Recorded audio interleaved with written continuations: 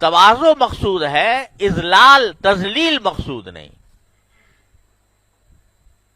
تو تذلیل نہیں چاہیے. تو تذلیل اگر کرے گا انسان تو دوسرا اس کو کھا جائے گا اگر اپنے آپ کی تذلیل کرے گا. ہمارے حضرت والا واقعہ سنایا کرتے تھے ایک صاحب کا، بزرگ کا. تو وہ عالم تھے بڑے.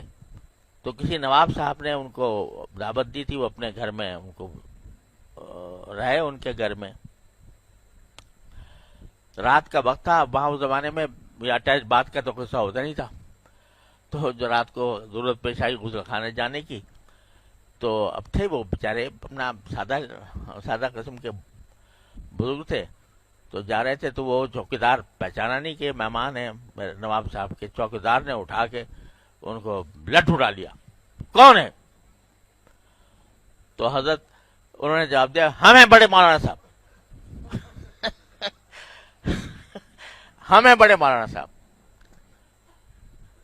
اب وہ ایک دم سے اس کو پتہ چل گیا.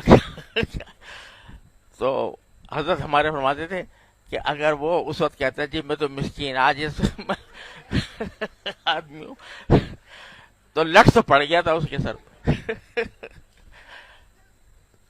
تو یہ ہے فی اعین الناس کبیرہ.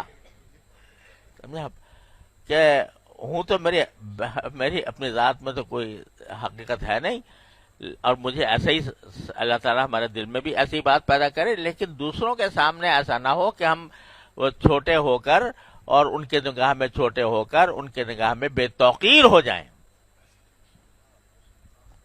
ان کے بقت ختم ہو جائے ہماری، اور ہم اپنے آپ کو ذلیل کر لیں دوسرے لوگوں کے سامنے. تو ذلیل ہونا پسند نہیں، سمجھے نا، اور تواضع کرنا پسند ہے.